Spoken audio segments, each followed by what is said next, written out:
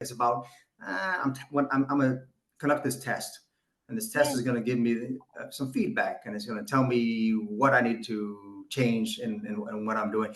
It's a lot less of a emotional strain. That's what I guess what I'm getting at. If you approach it from that mindset and that attitude, a little test, and the test is going to give me an answer to let me know if I'm headed in the right direction or if I'm kind of veering off in the wrong direction, and how do I get back onto the right direction. Okay, perfect. I like that. Right, and I mean, I just wanted to add that it's also a mindset that a lot of people, freelancers or entrepreneurs, people that we're talking to all the time, right? And not so much our experts, but people who are sort of asking us questions about the things we're doing.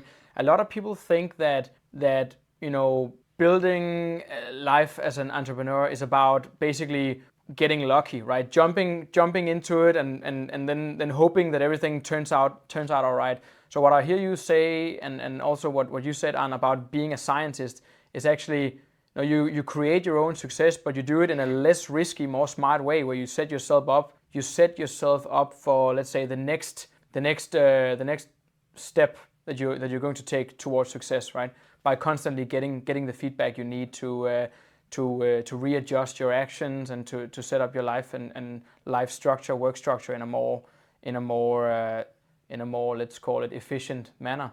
So this is, I think, a brilliant way of putting it that I actually haven't. It's intuitive, but I don't think we've heard anybody say this before, actually. Yeah, I actually learned this from a book called The Swiftly Career by Helen Cooper and another co-author that I forgot the name. So it basically says that there's no, just like Alam said, there's no winning or losing in a career development journey.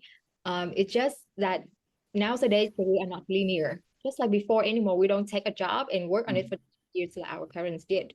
We don't do that anymore. Career is now always evolving, and it's always changing not just the job, but the employment type as well.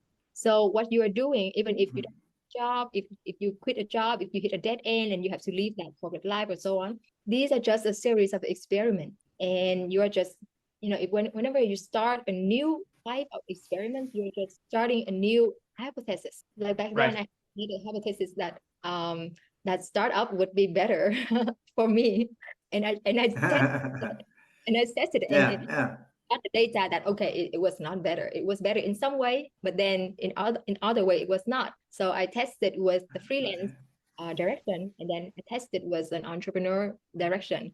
So it's just a series of hypotheses and experiment and iteration. It is, and I actually think a lot of the people who are listening to this, a lot of people, we talked about imposter syndrome, fears, misconceptions.